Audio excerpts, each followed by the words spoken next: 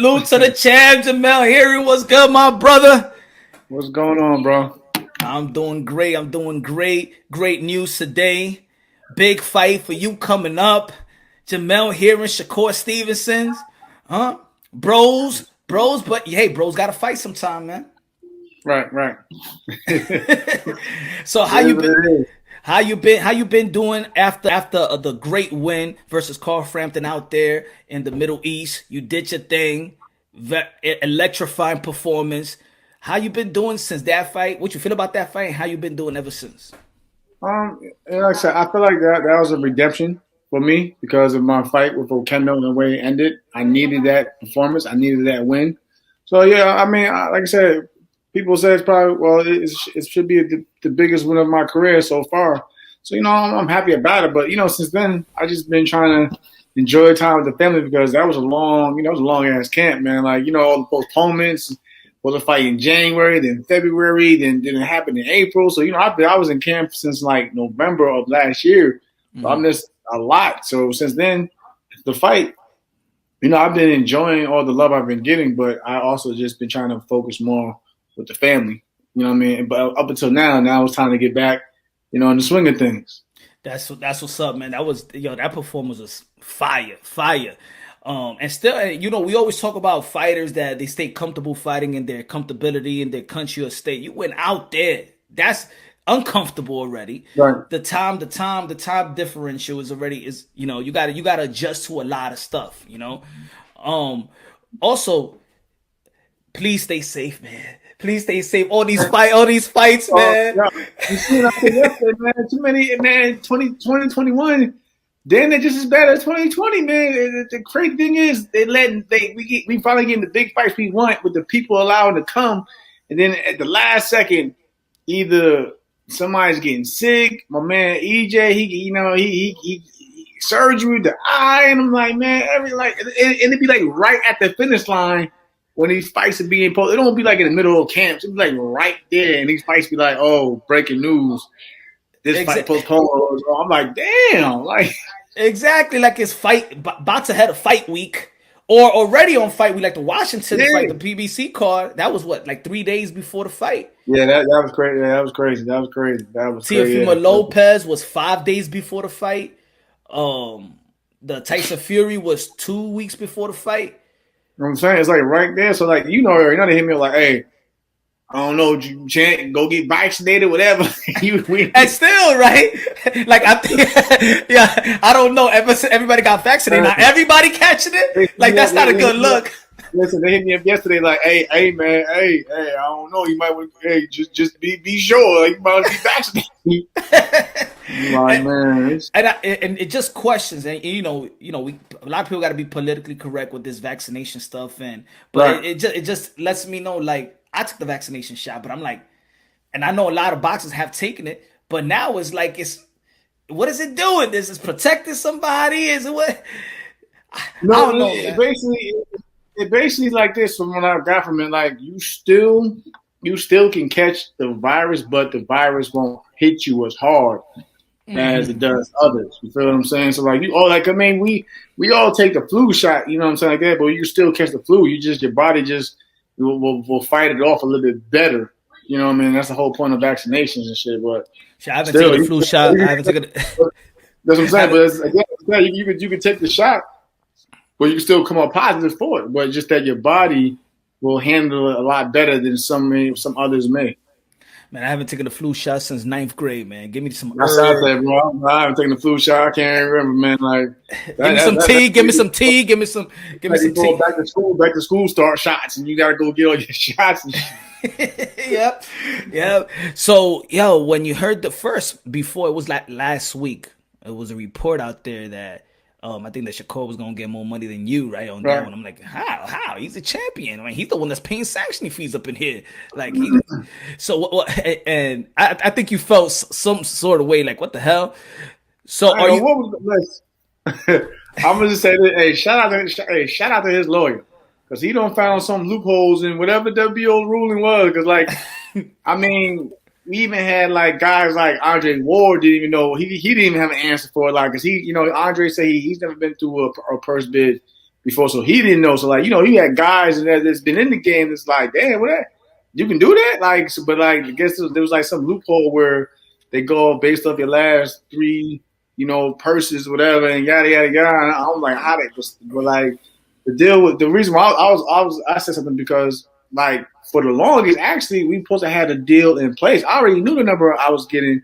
I already had an idea of where the fight was going to be at, and I've been saying that I'll be here in Atlanta, which as you see now, it's just popped up as the main spot. The spot is going to happen there. So, but like, I was just more shocked. Like, I thought we already had, because at the end of the day, we was mainly, just waiting on his side. But like, I guess they used that purse bid as to go back to the table with Top Rank to maybe get some more money, which I'm not mad at. But so like I said, it's the business. I'm not mad with the way how he handled it. I'm just more like disappointed with, like you said, with how the WBO.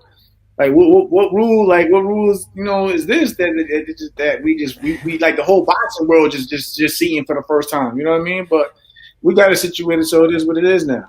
Yeah, all the belt federation is getting heat. The WBA, the WBO, the WBC. It seems like the IBF getting less heat, you know what I mean? Because they stick by their rules. Like, listen, you the mandatory, you're not trying to fight, cool, next.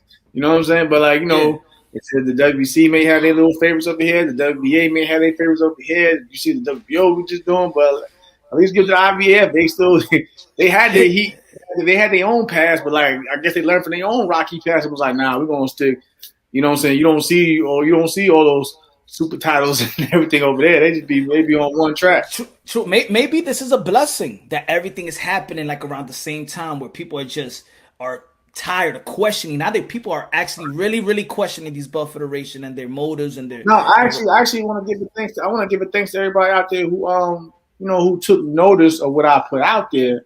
And they spread the word like, hey, like this ain't right. Because you seen once that word got out there, the WBO quickly try to, do the cleanup crew and try to, switch things up and try to correct their mistakes. So I mean, that came from the power of social media. So I'll give a huge shout out. Like I actually take notice and give respect to those who watch the sport. I ain't one of them type of dudes that be like, well, I'm gonna get paid. Y'all, I don't care about y'all opinion. Nah, man. Like the people's opinion, that shit goes far. And like I said, even the WBA situation, man. You see, listen, if that was any other different generation without social media, they probably would have swept. For one, you wouldn't even see the racist tweets, whatever was going on with starters. But two, the decision probably just swept it under the rug and be like, hey, we sticking by. We stick by our judges, but now they overruled the decision from my man Mike, and I think even though they should have changed the decision, but I'd rather have a no contest than have a loss on my record for a fight that I know I won in my heart. Yeah, I kept it real with the things that was happening with you. I even tweeted. I said, man, drop the belt. Ain't even about that. This is a great matchup for both of y'all, but I also respect the fighters. I respect what y'all do in the ring. To me, y'all modern day warriors, modern day gladiators. I still don't want to see y'all be taken advantage of at the same time. I don't want to see that. It's not fun for me to see that. So I'm like, man, I tweeted, man, drop that belt. You can't be worth less than this, man. Listen, the business is cold, man. That's why I'm glad we can put a lot more awareness out for the next generation coming up to like, look, man, like this business is cutthroat out here, but these are things you need to be looking out for. So that's why I actually do my own management thing now. Like I don't do it for the money, whatever. Like, you know what I'm saying? I do it so like these kids can get on the right path and they know what to look out for when they get up there into top contender, the mandatory challenger to world champion. So, I want them to see, like, listen, this is what you might have to run into, but we can counter it by taking these measures. So that's why I don't ever be out there trying to take advantage of kids and put them in the wrong path. Like, nah, man, like I always say this, you're doing the hard work. I'm just putting you in position to be successful. I'm not here to take, shine on your light or take credit. Nah, you do all that in the gym and in the ring. I just want to make sure that you put on the right path that you can succeed and go further than maybe myself. Yeah, that's a great thing, and it's good that there are people like you to help these kids along the way. Because boxing is like a secret society when it comes to the business. There's people in the business of boxing that fighters that still don't know the business of boxing. Like, I mean, there's a lot of top fighters that I personally know that like I mean, these guys for like maybe years of making millions, but they probably could have made more or could have took more advantage of their own career if they actually sat at the table as well and see what is going on around the whole, not just on the other side of the table, but your side as well, because you got to see what your team is out here saying and doing also. So there's a lot of guys I know that's it's just catching up to them now. Like for instance, like for me, one thing that my team made sure of that I do now with my own little fight is like, hey, make sure to take care of your taxes. I don't care how little you think you make it now. All that adds up later on, and the IRS ain't trying to hear, well, you was only making this amount. Listen, I'm on that. Listen, I'm on that every year. Like, I'm doing the math in my head also. Like, even when people see a set number on a purse on the internet, listen, I'm already dividing that up. I got to give this to this. I'm like, yo, I'm not stupid, but that's that's going to keep me from being that boxer that has to come back when I really shouldn't have no business being in the ring because now I'm back here paying back bills and stuff like that. So, like for me, well, my team is more than just getting the fight of the fights. We got to make sure that they financially set, and they know what the hell they doing with their money. And like we're not here to control your money, but like this is what you didn't look out for was the government ain't trying to hear none of that about I wasn't no champion back. Listen, you was still making a good amount of money. You ain't pay your taxes this year. So that's how I get down now. What since you got your ear to the fans, I know you be hearing some crazy stuff as a fighter and you be like, man, only if they knew. What is one thing or a couple of things that you wish fighters knew that you hear so much but they don't know, like they're so off? What do you feel you want fans to know about the business, not even just the misconceptions? Okay, I say it like this, and it's not just even based on my own career, just based on like just fighters I personally know. Like they like some. Okay, we do see the bullshit when some of these fights be falling apart because somebody said they got sick or mental health. But now sometimes there's always a great chance that these things really go on. Like a lot of people don't know. I had a busted hand throughout my last camp for a while. Like because I remember I was sparring and I hit the guy wrong. I hit him on the forehead. So you already know. That right then, and it kind of, and my hand was like swollen and like spraying for a minute, and it's like in boxing, what am I gonna do? I can't rest, I need my hand, so so I was sitting there getting, therapy and all that mess, and it was kind of like a blessing in disguise when Frampton had messed up his hand because that gave me more time to like just let it heal and let it rest up when they had to postpone it, but like anything. A lot of the times you just won't hear about it unless it's really severe. Like I'm pretty sure like that Errol situation with his eye, I'm pretty sure that's probably been going on for a while. It just you know what I mean? When it got close to it just is probably one of the situations where when it got close to the fight, they probably seen it wasn't healing or wasn't doing what it needed to be doing. And it's like, okay, do I go in this fight knowing my eye isn't 100%, or do I just say, you know what, cut my losses and gotta step aside and get this taken care of? Because I'm telling you, I always been told, man, you'll never have a fighter go into a fight 100%.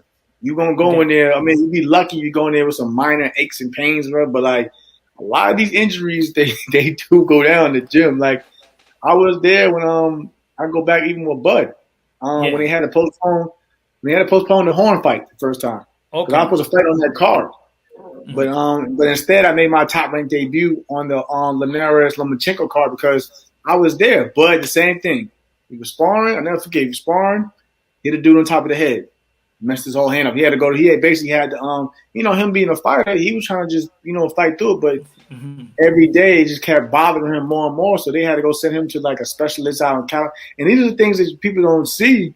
Because of course we're not gonna put it out there. We're not gonna try to let our opponents and their team know that we're going through all these little aches and pains in camp because they take advantage of that. So like he was really going through a lot, and he had to postpone that. People were coming at him like he was trying to just duck Horn, like you know what I'm saying. But like and also you don't want to let. Sometimes I think some fighters don't even want to let the commission know because then they gotta go through extra tests. Yeah, man. Listen. This time like when I do the little physicals and checkups, I gotta hide little aches, whatever, and stuff like that. Because once they see you wince, they already are looking at you like, oh, cancel the fight. So like, you know what I mean? So I mean, but like, I'm not saying that every fighter out here goes through injuries. But I'm just saying, when these stuff happens, people need to start digging in more. Before they be trying to drag us out there, man. but to be honest, I do think that there's people out there that want to dig in, but I just do think also that boxing is so much of a secret society that they're not giving the fans, and this is why I think the fans right now is on some this conspiracy theorist stuff, because we see COVID injured, and then we don't. I'll be sitting back like shit. I'm glad it ain't me this time, boy. I'll be sitting back like they going in, because like I said, with the old Kendall fight, I was really messed up. They thought I had a broken orbital bone. Yeah, because I guess from the Shakur fight, I did have an eye injury after that fight. But I just went to, I just thought I would go to the hospital real quick, get stitched up. But I guess they was telling me when I went to the hospital after the Kendall fight, they were saying there was a broken bone in my face that didn't heal properly, and they thought it was broken. They thought I had broken my orbital bone, and I had my eyeball was scratched. I thought, like I said, when I said I couldn't see, I thought it was because like it was like maybe blood. But I looked at the fight, it was not just cut. They said it was the eyeball itself that was all jacked up and scratched up. And then I had, the bone, I guess it didn't heal properly in my skull. So I had to go through all that. But, I had to sit back at the end and had to just take it like a G for all the criticism and everything I was taking. That's why when I went into the Frampton camp, I had to I used that, though, as motivation and fuel. Like, all right, I gotta get some get back because they thinking I'm out here just ready to give it up or hang it up. So I had to go out there and put it. I wasn't like I was. Y'all see me. I wasn't out there. The thing with me was, I wasn't out there arguing with the fans and making these excuses and crying about everything. I was just sitting there just taking it all in. Like, okay, cool. I said, I'm glad they feel that way, because when you know what went wrong, and especially when you know you 100%, you go in there with a whole different mindset. Like, even like practice team, they thought I had no heart and this and that. So I'm like, cool. I'm glad I can use it to my benefit, because they think I'm gonna go in here and run the steamroll through me. And then you see how he gonna struggle with the weight. We hit harder than him. He ain't got the experience. They was doing more talking on terms of what they felt was an advantage in their favor, instead of thinking about the game plan for the fight. That's why I was looking at that. Like I said, I don't see them talking about no game plan on how to beat me. All they talking skill about for skill. They're not even talking about skill. They just talking about what they think of, how they think of me as a person, and how how my mind works. So I use that to my advantage, and I was actually glad when I got cut in the same eye, whatever. They thought we got him now. As soon as he thought he got a little comfortable, that's when he got caught. I think because it's with you, because you already you're a soldier. You represent the country. You fought for our freedom and liberty. So we look at hey, I'll be the one. I'll be for when I was looking at the fight. Come on, Jamel, here you're a soldier. What's going on? You're a soldier out there. You know what I'm saying? So because fans get lit as well when we watching boxing, and a lot of us that do respect the game consider y'all as like special humans. Like y'all could go through stuff that the normal human don't go through. You know what I'm saying? So I think we lose side of that even when we watching boxing. Sometimes we drinking our beer, we just want to see a fight. Let's go. Come on, get back out there. We don't give a damn. Y'all paying attention to the team, and I get that. I feel you on that. Yeah, but you already know your heart just by even before, just not even mentioning your boxing career. We know what you've done already outside of boxing, and what makes Jamel Herring be the man that he is today. So we know what you're all about. What do you feel? What do you feel about the landscape of boxing right now, though? What do you feel about it as a fan and as a fighter that knows the ins and outs? What do you feel the about last leg of this year? For this year? Yeah, you could say this year, or maybe the pandemic, when the pandemic started, because you tested for COVID like twice, right? Yeah. That shit was crazy. Like the pandemic definitely was it was crazy, because if you look, it was hurting us in a few ways. Like for those like myself, like it's another thing. When I was fighting Kendall, I'm still trying to flesh that out of my system. I was really feeling it, but I'm still trying to be the champion, push through it. So like when I started seeing other fighters that came up, like was it Quebecian and them dudes that came up positive and still fought, I already knew it was going to. Like I don't think it was from Oscar Brothers. I give Oscar Brothers all the praise in the world. But even when I seen that they said Chuck had caught that mess, I'm like, bro, I know his body is not handling it. Even though you can come up negative, you months later, your body's still flushing all that mess out of your system. You know what I mean? Like your respiratory system ain't the same. Like, I'm not making no excuses for the children. Like I'm just pointing it out how the pandemic, just from that perspective, and when you look at just all the long layoffs as well, when fighters weren't fighting like they normally were, and you see when they came back, they had ring rust maybe at the wrong time. I mean, for example, look at the Josh Warrington fight. You know what I mean? He ain't fight up until that point. What, over a year and a half, something like that, during the pandemic. And then when he got back in the ring, we seen what happened. Like, like the pandemic was it was hurting us a lot in a lot of ways. But I'm plus the bubble, plus the bubble.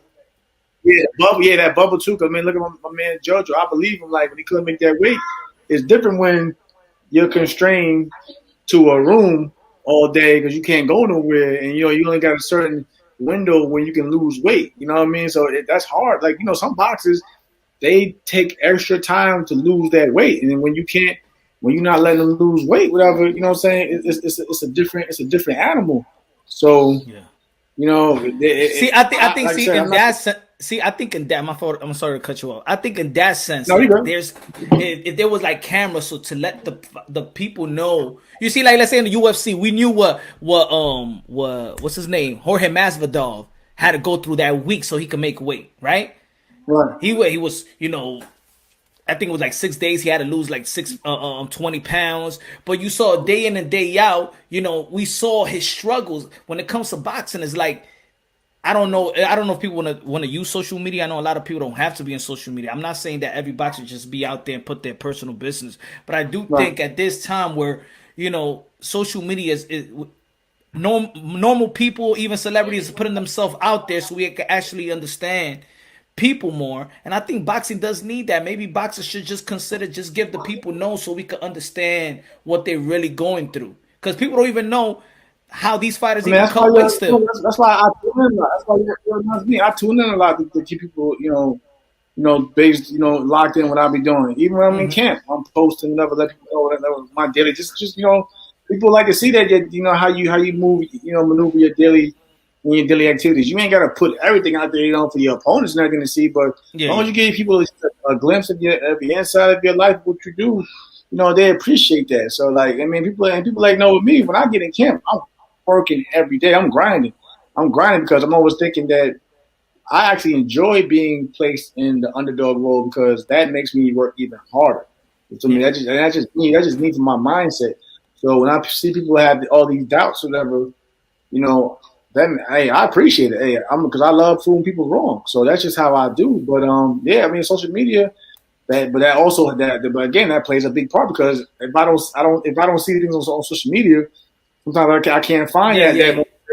That motivation. Like I see the comments even today. I was cool. I was like, hey, I'm glad people just tuning in. Like, they want, good guy to fight. Yeah, man, but Shakur got cool. Hey, I'm not mad. I don't get one thing. I don't get mad with that. I'm like, you entitled to your own opinion. My thing, as long as you don't get disrespectful, I'm cool. You can choose whoever you want to choose to go with, whatever. But like that also, they think he's going to win.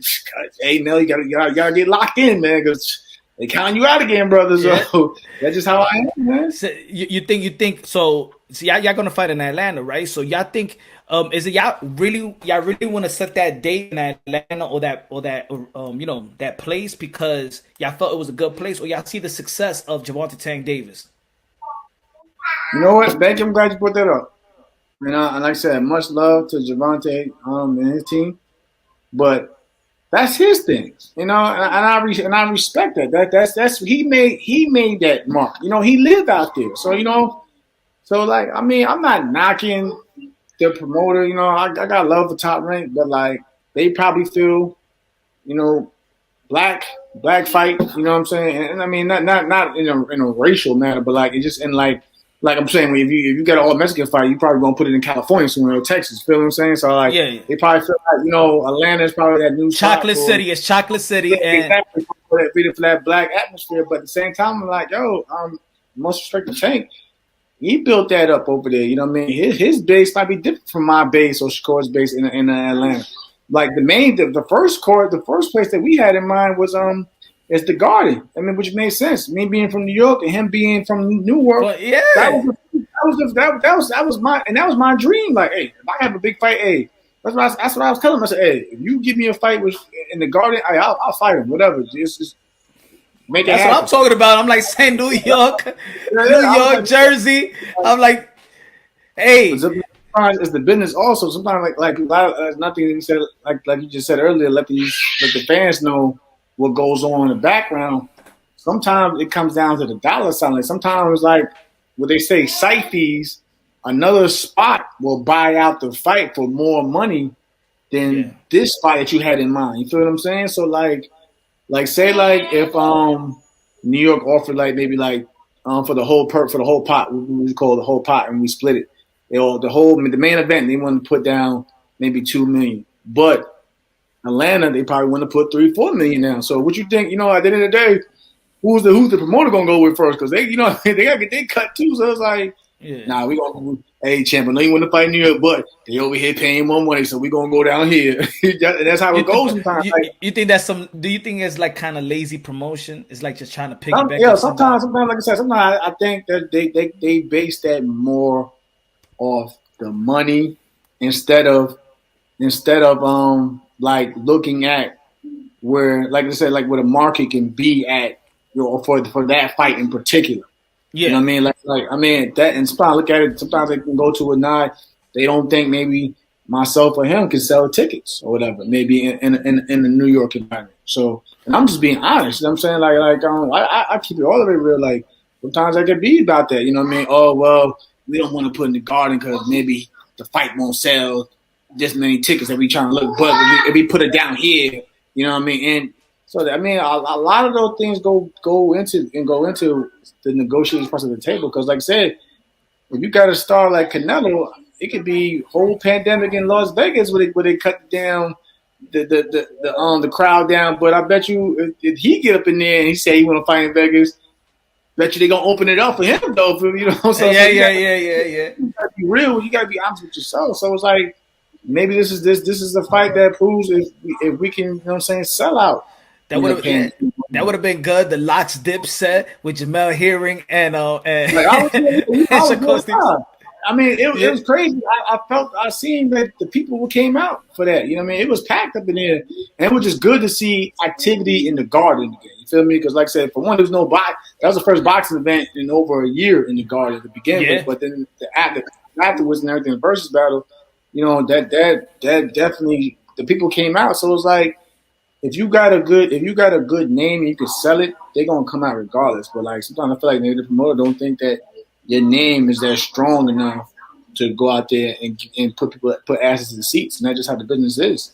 Let me ask this for Drew. Good looking out, Drew. Drew said, "Let's be real. Top Rank does not know how to market organically to the black community and the black sport fans. The staff still promotes like it's the '80s and it's digital age."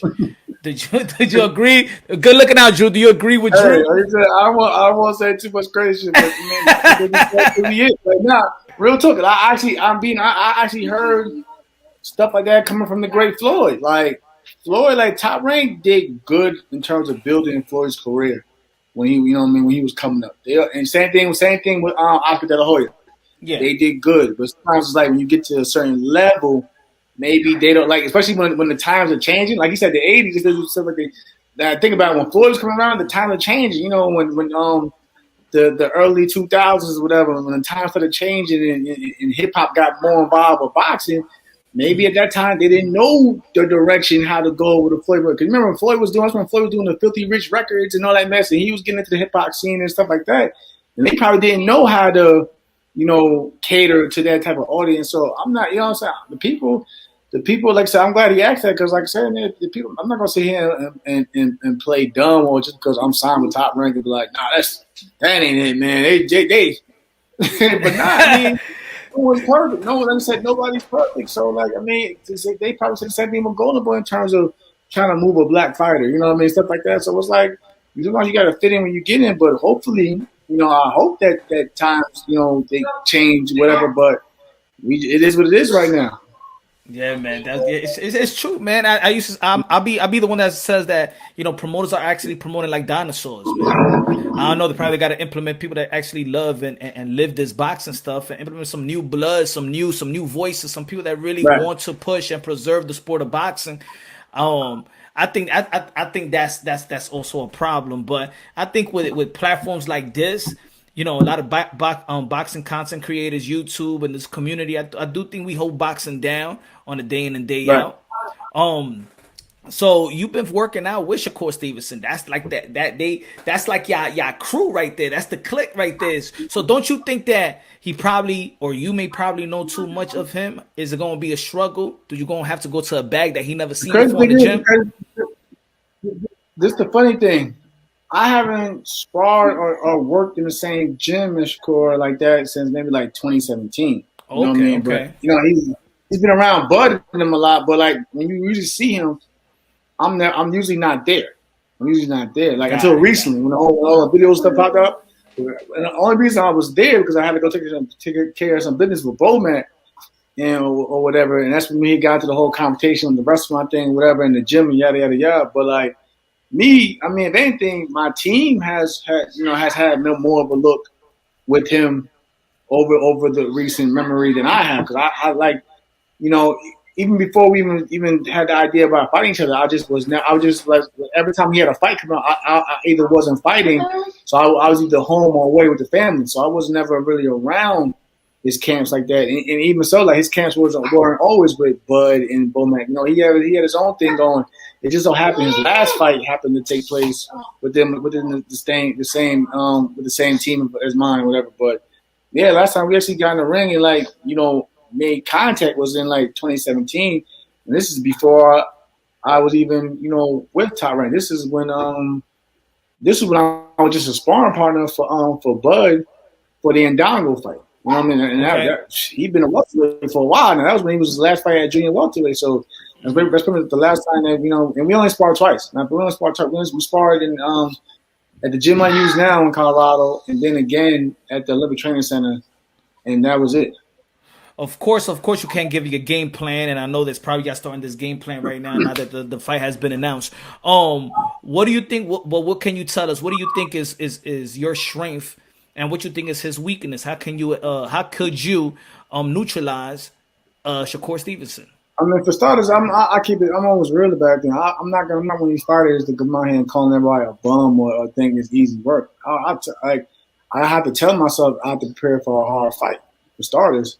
And I think his strength is like for me, with Shakur, if you sit back too long and let him do what he want, he gonna do what he want and he gonna pick you apart. You feel what I'm saying? So like sometimes you may have to take more risk with a guy like Shakur. You gotta, you gotta, like they always say, sometimes you gotta maybe make guys fight when they don't want to fight. You know what I mean? You gotta make Yeah, them uncomfortable in their time. But at the same time, sometimes you might have to step at your element. You know what I mean? And stuff like that. You gotta, like I say, you gotta dare to be great.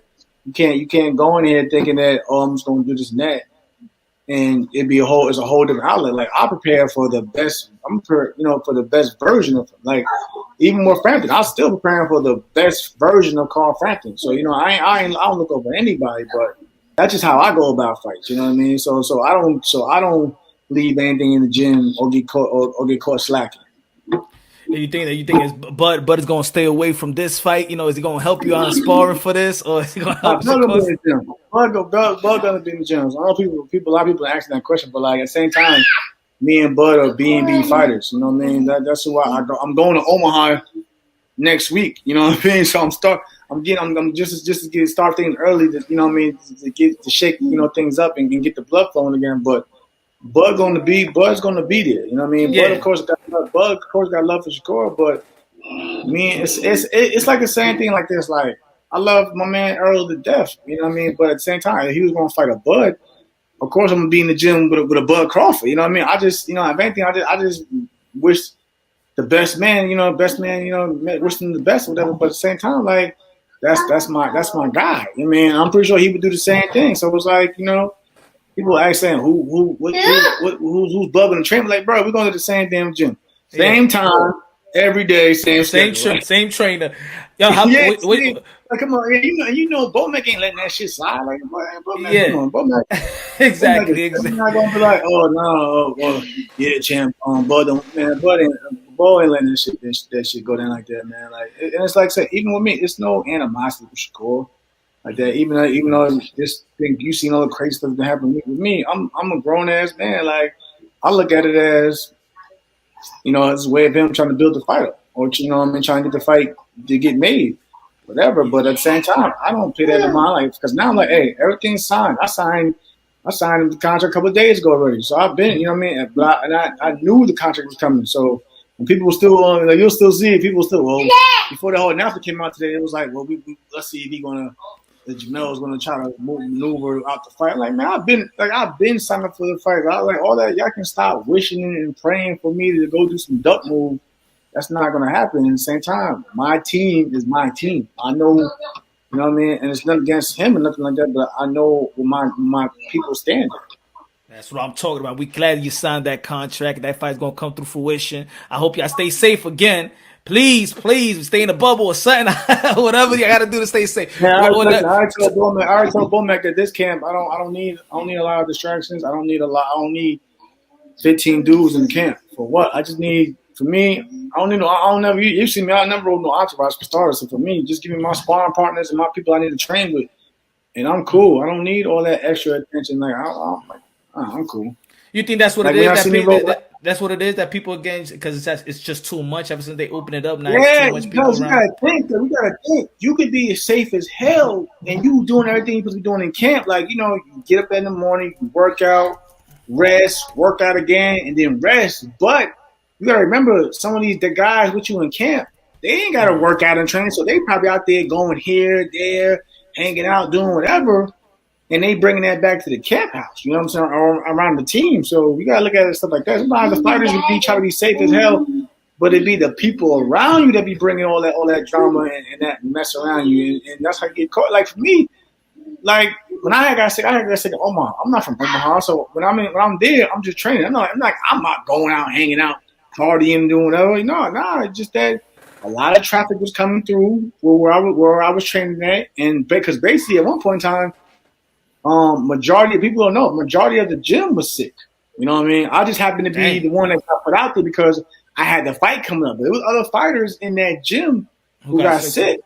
Yeah, like and luckily Bud was away from it at the time, but like we was all boom, boom, boom. And like I said, I don't know where some of these people who they hang with or where they go after they leave that gym. Like when I'm in the gym, I do what I gotta do. I'm in, I'm out.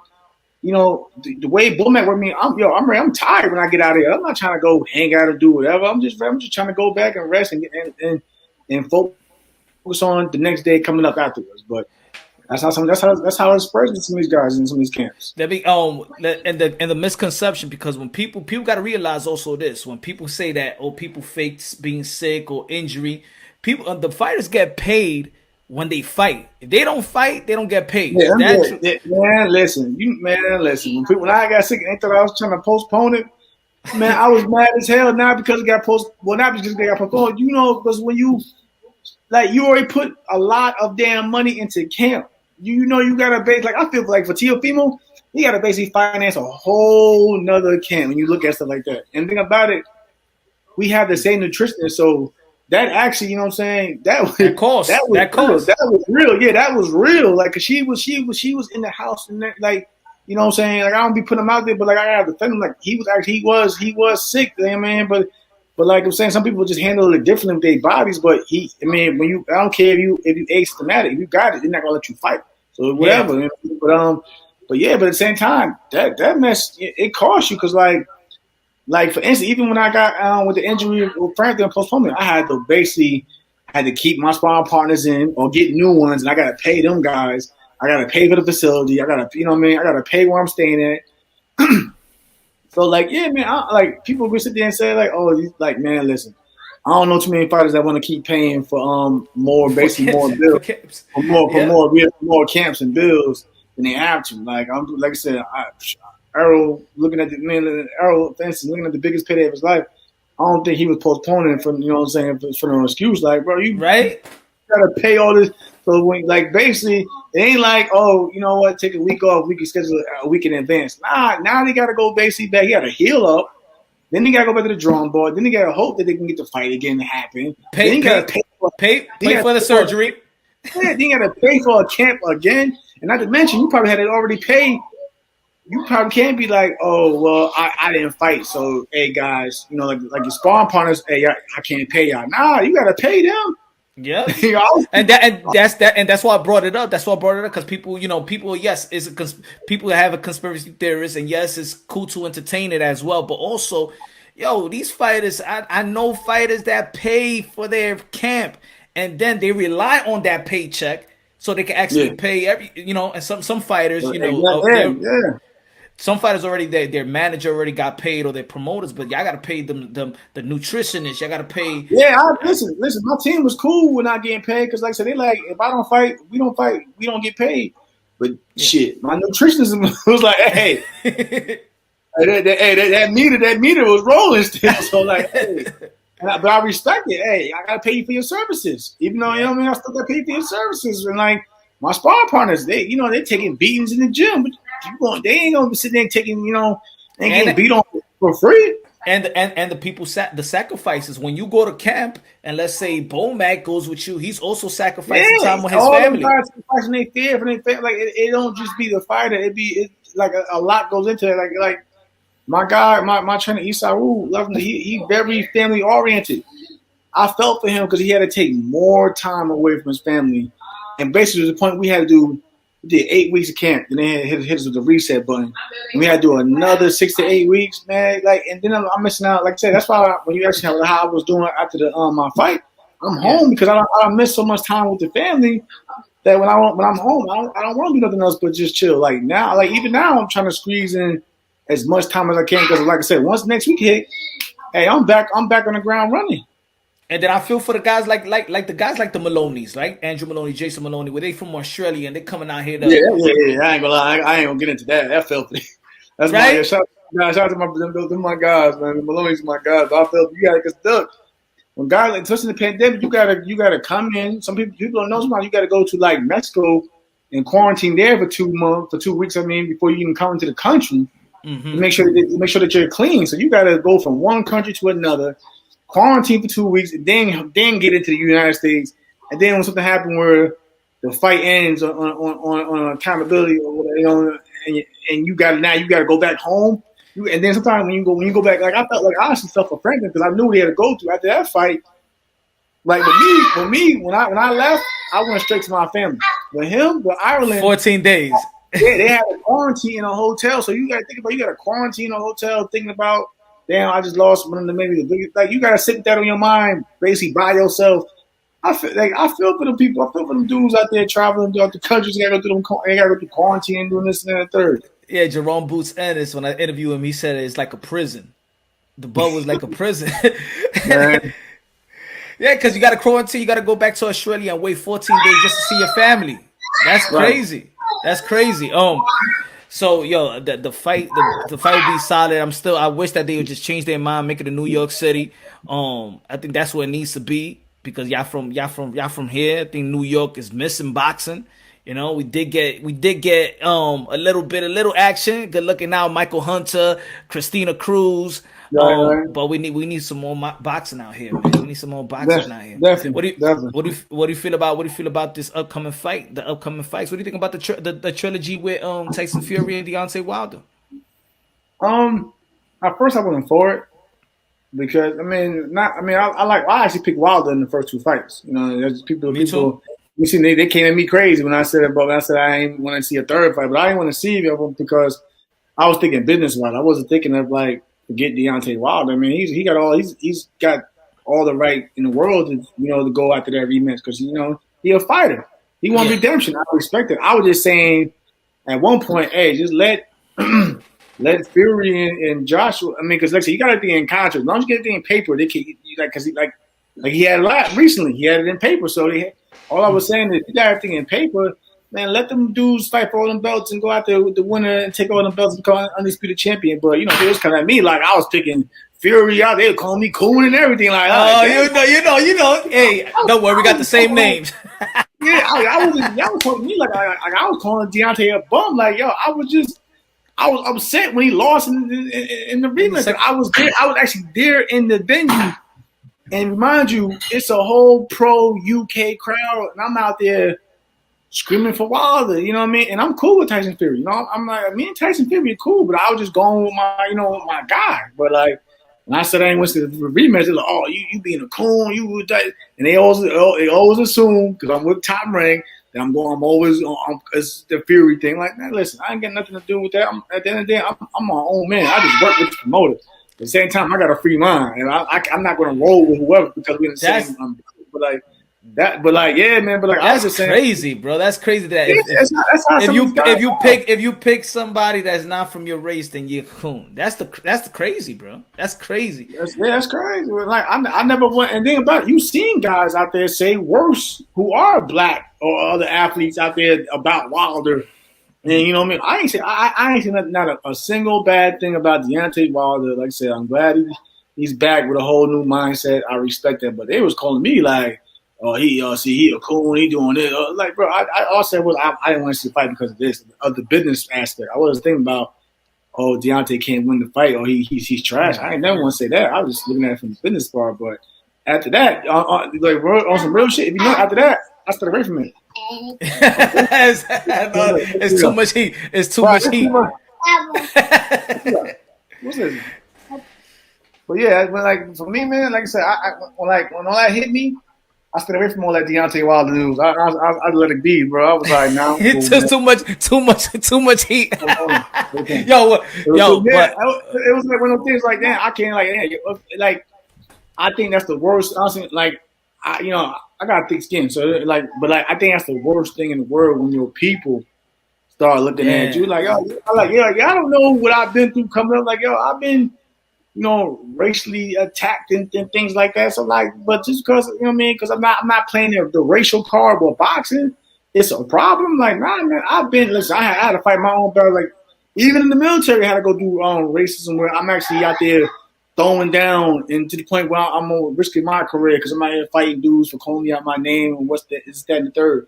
So I'm like, but like, just because I didn't want to get out here and be like, I'm going with. I wasn't even picking like that. I was just saying I didn't want to see the fight for the business side, but like they looking, he ain't for the black race, and like, yo, chill with all that. Yeah, that's crazy. That's crazy. Hey, Sean Porter versus your boy Bud Crawford.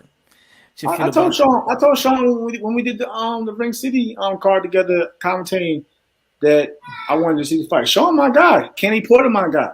See, that's the thing with me. A lot of people don't realize I'm not biased because I have a lot of relationships with all these guys in boxing. Mm-hmm. Not just because you with PBC or with Tyrant. I've known Sean since the amateur. So I was an amateur. So like, I told Sean, I said, hey man, I said, you my boy and Bud my guy, but I want to see the fight because I love what you bring to the table, and there's never a dull fight with Sean Porter. I told Omac in that. Hey, if Bud can't get Pacquiao, hey, we need we need to get this fight on, right? Listen, Bo, I tell Bo, I call Bo, hey, Bo, so like, listen, yeah, we know what I'm doing next, but what's going on, Bud, man? We're gonna get this. Like, I be on it because as a fan, I want to see these fights, and I want to see Bud have these big fights for himself as well. So like, people getting misconstrued when they be like, oh, he ain't trying to fight nobody. Listen, man, Bud be with the smoke. It's just like I said, sometimes the business side can rear its ugly head, man. I mean, even you seen with myself. Look for instance, man. Like when I won the title, I was really trying to fight Miguel Berchelt. We in the same umbrella, and I couldn't get that fight. I know, so that's crazy. All this side of the street, man. It really. I realized early it don't matter, man. If it ain't doing right business wise, they don't care who. They don't care. Listen, y'all could be training in the same city, and if it don't make any sense, they're not gonna. One team is not gonna budge and so on. So like man. So I don't really into that. As a boxing fan, we cannot neglect that Bob Arum is probably the most prestigious promoter that ever graced boxing, right? But Right. he have said things about Bud. He has said things about Teofimo Lopez. You know, he beat Lomachenko. He didn't get the money that he felt he should have deserved more money. Of course, that's like 4 sanctioning fees. I think that you deserve to get paid or rewarded. And Bud, what he said about Bud, he said something like, I'm just paraphrasing, that he's not going to put no money more on Bud. He Right. spent enough. He could have bought like several Malibu homes. Yeah. Oh yeah. Beverly You know, Hills and everything. so when you hear that and you're in the same umbrella and you hear that, like, damn, he's throwing Bud under the bus. That's like our one of the go-to guys in our Man, listen, then, I'll be like this. I'll be like, God damn. He's like, what the fuck you think about me? exactly. Like, what did he think of? I was like, shit. Everything like that with them. What about I me? was like, yo, like I had to call. Like I'm on the FaceTime with people like, bro, what's going on, bro? Let me know. Like, I didn't look out for it. Nah, but like, it's crazy because my own situation. A lot of people don't notice. I had an issue with Top Rank recently, but we cleared it up because I went to them direct. Like I went to them direct. Hey, I ain't happy how. Like I was upset basically how like after the President fight, they wasn't really, you didn't really see anybody saying, well, hell, unification matching with basketball. Because even with my guy Joe Smith, the minute he went up, what they was doing, better be it, and this and that, for unification match. So, but I wasn't getting that same traffic. I'm like, yo, like, what's You're not going on? promoting me. You have a promotional company. I'm promoting. Yeah, but even to the build, and like I said, I'm glad I cleared up with Top Rank, so it's not, you know what I'm saying? So I know they be watching, but like I said, I'll just keep it, I'm just being honest to the build up. Shout out to Top Rank, yo. What's good, Bobby? Yeah, like during the build up for the President fight, if you look, bro, you can go, it's like I said, everything out there on the internet. If you look, what were they saying? Oh, Frampton, Shakur, Stevenson fight would look good in Belfast. I'm like, hold up, like, we didn't even get to this, like. So I'm like, okay, cool. That's a promoter's job. But at the same time, I was cool with it. But I was upset with the fact, like, okay, but what if Jamel Herring wins? You know what I mean? Like, no one was really. And then you see me after my win with Frampton. I was saying, like, I called to ask about this. Still wasn't getting no traction from that end. Like, nobody was jumping behind. So I'm like, damn, like, why nobody, like, if Frampton would have won, they was pushing for this, and that. But like when I win, it was like, damn, he won. So hey, congrats. And so I had an issue on just on the media side with them, okay. And I had to, and I called for a meeting. But like a man, I called for a meeting where literally the day Shakur fought his last fight, I sat with them in Vegas, and we cleared it up. But I went to them as a man before I went on. Like I didn't do. Like you see some athletes, they get on social media and start ranting and coming at people before they even get down and sit down with them. So like before I even got to that mindset, I was like, yo, I sat down with Bob face to face and I told him, and he apologized. He apologized, whatever. Okay. And, we shook hands and hugged it out and everything. And he was just like, tell me the plans for this if Shakur wins or whatever. So and that's what I was saying. That day, they told me they was looking at Madison Square Garden. So, like, but that's for me, again, like on the business side of handling my business and sitting down with people at the table. So I know the ins and outs of what's going on. Like, I don't need to be, I'm cool with having, your manager, like, Bo and everybody go to the table with people. But I want to be at the table too. Like, hey, what's next? Like, what's going on? Like, I'm here. So what's up? Like, what we doing next? But, like, me and Bob and the guys, we cleared it up. Bob apologized. He said, listen, I should have called you directly after your fight. I apologize. I said, and that's all I cared for. That's all I wanted. But, like, yeah, man, like, I guess every situation is different. But, like, for me, I'm going to you direct. Bossy is the problem. I was going to let me ask you, because like you into hip hop as well, and we know that there's artists that they may be signed to them labels, right? But they want the creative process, right? They want the creative. Right. So as a boxer dealing with promotional company, do you want and with ESPN and such as, do you have a say so, or do you want to say like, no, I want to be promoted this way, and I think that this could work? Do they value your opinion? That's nothing me and Bob spoke about when I last time I seen him. We did talk about. Basically more promotion for the build-up and for this fight. So we did. They like I said, like I do want to be pushed this way, or we need to get more of this. So, and they, they heard me out, and that's what we're doing. You know what I mean? So, like, yeah, you do, like, fighters, man, y'all do have to say so, man. Sometimes you gotta I mean, you ain't gotta kiss somebody's ass stuff, but you gotta be smart about your approach at times, and you know, you gotta basically be mature about your business. Shout out to Teofimo Lopez Sr. in the building. So what up? My man Junior, my man Joey. So like, Junior crazy. Junior crazy, man. That's my guy. Hey, true story. And Junior can verify it also. The business is crazy, bro. Because like this is when I had FaceTime on Teofimo before he got sick or whatever. Yeah. He hit me up. And he was like, "Hey, bro, I had a meeting." And they talking about they put your name on the list of guys I might be fighting next. I'm like, hold up. I ain't know nothing about this. You know what I'm saying? Yeah. I ain't know nothing about this. I'm just thinking like, bro, because me and him was like, yeah, I'm thinking after this fight, Oscar Valdez unification. So I'm still thinking about fights at super featherweight. So I'm like, but that tells you like sometimes the business is working. Even when you think they're not working, they got their own plans in mind for you. On the other side of the table, because like I said, I like for one, TFE my guy, but I wasn't thinking about moving back up to lightweight because my whole thing was, like I said, I wanted to be lineal champion at super featherweight, so that was my whole goal. But like fighters gotta be on alert. You know what I'm saying? And I much respect for TFE for giving me that heads up because I ain't know, and I'm glad we cleared it up because I ain't want him thinking that I'm out here. You know what I'm saying? Yeah. Trying to bark up his name. I'm like, nah, bro, I had no idea. So that clears up one conspiracy, y'all. You know what I'm saying? Jamel Harry spoke to Tio when he was sick. You know what I'm saying? He was actually sick, y'all. We just break it down. My guy was sick, but I hope he's doing better. Like I said, I want to see him fight. I want to see him fight soon. And matter of fact, I'm glad that IBF got the decision in his favor too, so he don't have to travel nowhere. But like, so I'm glad they cleared that up. But that's what I'm just putting that out there. Like, so when I seen Junior was there at the Shakur fight too, and Junior funny as hell. He was like, I was like, so I'm like, what up, Junior? You know, we always kick it. I'm like, so what's next? He said, shit, bro, we might be fighting your ass next, bro.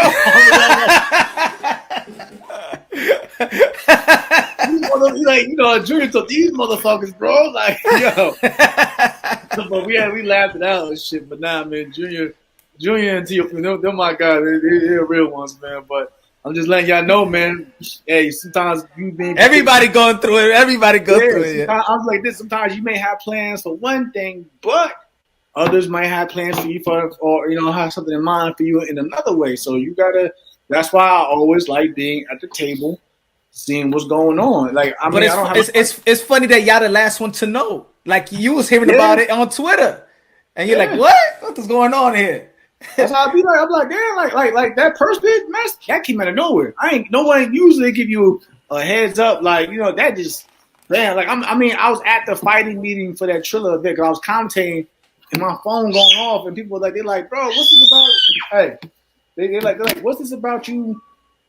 That you getting this percentage and that percentage? I'm like, hold up. So I'm looking like, I'm trying to keep a straight face. I'm at a table at a meeting and I'm trying to be cool, but at the same time I'm like, y'all mad as a motherfucker right now, yo. Like, this real? I'm like, nah, it's gotta be a typo. But like, yeah, man, the business is crazy, man. But you guys just be level headed, just have good people around you that know what the hell they're doing. Because I mean, even like I said, people was dogging Top Rank, but they actually called me within that same hour and was like, nah, don't worry about that. We already got the contracts written up. We already got a deal at place for you guys, so you don't have to go to first bid. So it basically felt more on the WBO's part. You know what I mean? Top Rank, they cleared that up. Like I said in my tweet, I thought we already had to do weeks ago, but like, which was true. But Top Rank was like, nah, we just had to finish some things up. But don't worry about that first bid. We got everything that you wanted. Yada yada yada. We got the contracts written up, so don't focus so much on our first bid. But I'm glad that came out because, like, again, it gives the fighters and people more awareness of what goes on with the business. Let's be real. You think that Bud and Porter gonna go to purse bid? I think it's gonna go to purse bid. I think so. I don't know. You know why I say it? Because what Bob be saying. What have Bob said in the past for this past year about now? So all of a sudden now you're gonna think that Porter's worth more than the $1 million. Now you're gonna value, but they might be feeling one way this today and a different way tomorrow. So like it's just weird how things end up playing at times. But like I can't call it. You did a great job. You did a great job with that the verses with Appreciate Triller. that. Do you is that where you going? I mean, you don't want to think after your career you got a big fight, you know what I'm saying? But is that a plan? Like how was working with Triller? If you could mention it, It I was know you were. cool. Oh, it was cool. I mean, now that it's Your funny clothes though. are your clothes are smelling like still smelling like weed. Your clothes still smelling Man, like that's marijuana. crazy, man. I'm even gonna take a drug test on with. That was like, man, Jay was like, bro, I mean, you gotta get up out of here, bro. You don't want, man. They out here, they smoking too heavily up here, bro. But now, like, it was cool.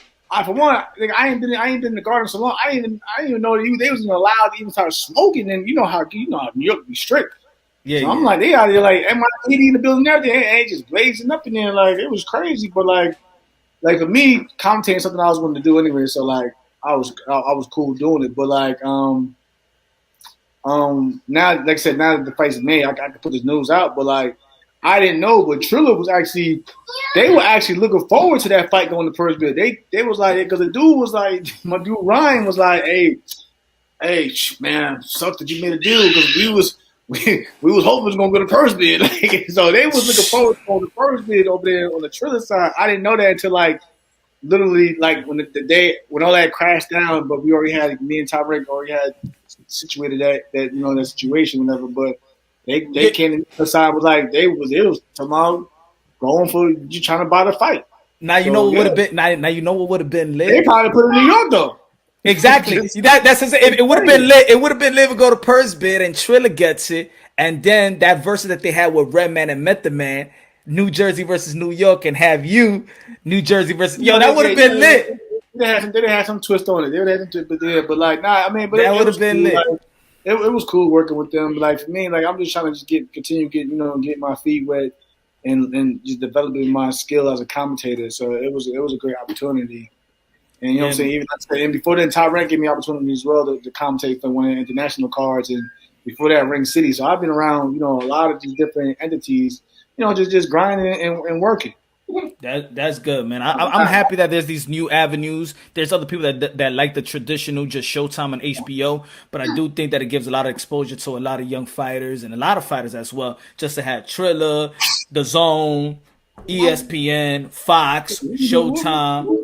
I think it's great for boxing. What you think about all those avenues in boxing? Nah, it's good. Like I mean, of course, I'm like you. I do miss the old days when like you had the HBOs and the HBOs was the where you get your the big fights and everything like that. But like I look at it like this: as long as they continue putting on good fights, you know what I'm saying, not just using platforms to put on whatever and this and the third, but continue putting on good fights and doing right by the people and giving boxing more of a wider audience. I'm all for it, but it's like I said, it takes time. But still, like I do miss like the HBO boxing. I miss the what I'm saying, the Larry Merchants and the Jim Lampleys and the Roy Jones.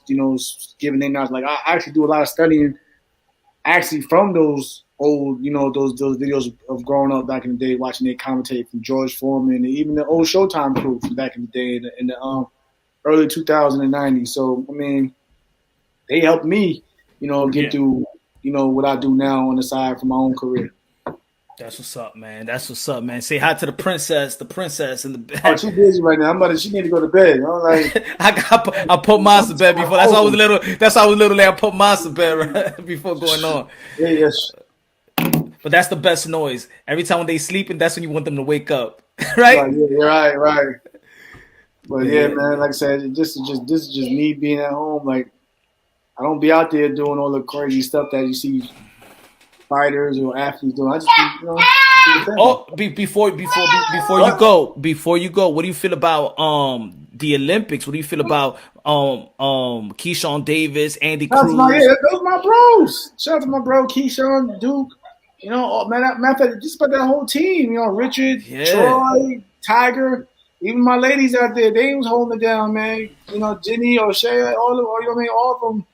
Naomi. I mean, much love to them. I'm proud of them. Hey, listen, I ain't never been no bitter dude. Like I'm glad they out here doing what we could do back in 2012. So I'm just glad for my 2012 class that we actually became like a good handful of world champions. Errol, Rashid, JoJo, Jose, and the list goes on, or whatever. Myself, you know what I mean. But like, so I'm happy that we at least got to be world champions and or fought for world titles. But I'm happy for like even this 2016 class with Shakur and them winning medals and so on. So I'm always gonna be proud of USA boxing as a program and what they do. But my favorite class was like y'all class, man. That 07, 08 class. That's what made me love boxing again. I was losing love for boxing, but the Thurman, the Bubu Andre, the Charlo brothers. Yeah, even the guy that didn't make it was coming out. It had like that 08 class had some like the Danny Garcias and all of them. Mikey Garcia, Charles Hatley. That was Wilder. It was a talent pool. Yeah, that was my class right there, man. The 04 class was good, but that was my class. 08. I ain't gonna lie though. I like the 04 class. I was big on my man Andre Darrell. Okay, you had Darrell, Berto, you had Kid Chocolate, right? All them dudes, man. Yeah, but I was big. Even during the Super 6, I was big on Andre Darrell. And Andre Ward was outshining everyone. Andre Ward, that's my guy. He's my guy. But like I was upset that even to this day we still didn't get to see Andre Darrell win a world title. We see Anthony Darrell win a world title. I think Anthony won 2, matter of fact, but never get my man. I mean, I know he back in it, but like that clock ticking right now. So you gotta hurry and get it. That's what's up, man. But thank you, my brother, for showing love. Thank you for giving us the insight. Shakur Stevenson. Yeah, I had to, because you know you've been asking. Let me also put this out there, like people, man. I'm not one of those dickhead boxers that be rushing like, yo, if I got time, like you see, you hit me today. What I say? All right, bro, I'll do it tonight. Like sometimes some fighters be like, hey, you got to tell them in advance, like, we just schedule it 2 weeks from now. But like, nah, if I'm free or whatever, if I'm chilling, I mean, like I'm not free because you see, like if I'm chilling. But it's real. That's real. If I'm chilling, if I'm in the mood to talk, hey, I'm always up to talk, man. Like I said, so like, I mean, on some real mess, hit me up when I'm in camp because I probably have Bud with me on them thing too.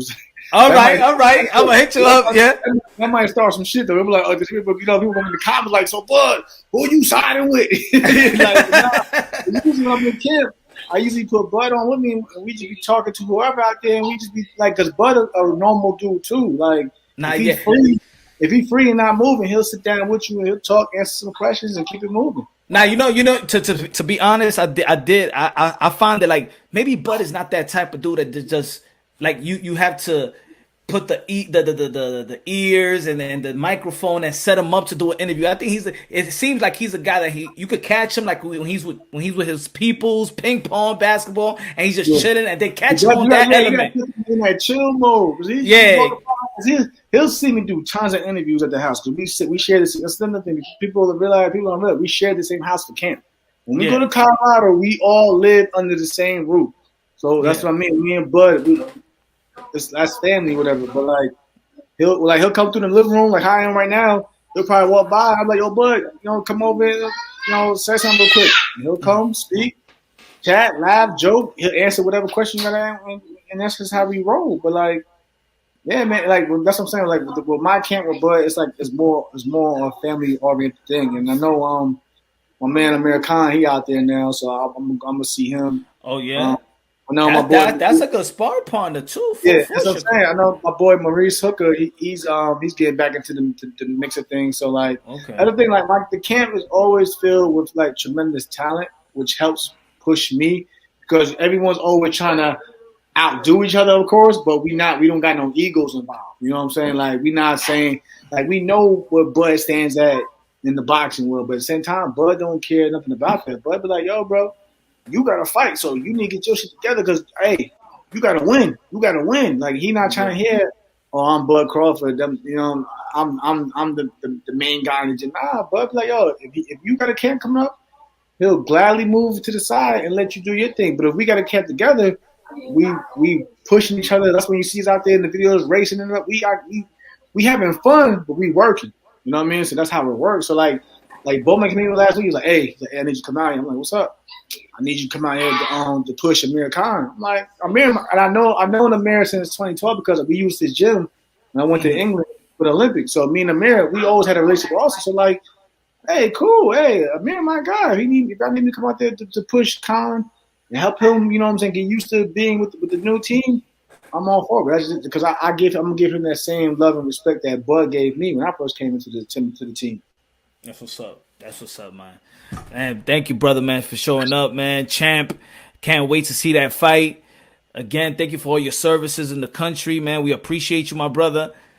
And do you want to give your social media platforms and stuff like that so that people can know where to find you? I mean, like I said, man, y'all know, y'all can just find me on Twitter, Instagram, at Jamel Henry. I keep it simple. Y'all know, like we know, bro. I told everybody. We talking about Nas today? Every day. Hey, what you feel about that album? What you feel about that album? Yeah, I can't stop listening to the album. I can't, bro. It's crazy. There's no knock against any artist in New York. Because when I was growing up, I was big on Jay-Z. Mm-hmm. Even during the EP and everything, I was always the Jay-Z fan, whatever. Hold up. Hey! You gotta be a parent. Yeah, I was big on Jay-Z growing up, but like when you get older and you start maturing and start listening to the words more than the melody, I was like, damn, Nas be saying some real deep. So I started listening. I went back to I always listened to Nas when I was coming up, but I was like, sounds more of a Rockefeller type dude. But like when I got older, I'm like, I started getting more into the consciousness and stuff like that. So like with this album, I like it. It's dope. It shows growth. And Nas has always been a mature dude in his even when he was young, when he was 17 years old. He was like 16, 17 years old. He's always been a mature dude. But like I like that. Like I love the fact that he's still relevant even at his age. Even Jay's still relevant if Jay puts something out. You know what I mean? Yeah. But I like that. That's what I like about our generation, that they're still relevant to where they still make good music that I can sit down and listen to. And I'm enjoying this album. What I like about it is that people like to say that hip hop is a young man's game. It's not. Hip hop is just a culture, so it has a voice for everybody. Somebody made a good point. Somebody made a good point on a comment. I think it was on Instagram. They were saying like, I think they were talking about still talking about the Jadakiss, the Lock Dipset thing, whatever. And somebody was like, oh well, because somebody really said, oh man, Jadakiss, but the day in there and Dipset's career. And somebody was like, oh, they old anyway. But somebody was like, listen, bro, how is it that in hip hop you got to be a certain age, but when you look at it in rock and pop, you got Cher and all these rock stars, they still performing in their 70s, and everybody's still going to buy tickets. But why it got to be different when hip hop? It's like your own crowd will sit there and water your your talent down because it's not this certain age anymore. Like, nah, man, like, why is it that if we can go to an Elton John concert today, exactly. in 2021, why can't we do the same for guys who's like a Rakim and them do? I'll go see it, because those are the dudes that paved the way to what we have today. So people gotta stop looking at things as like.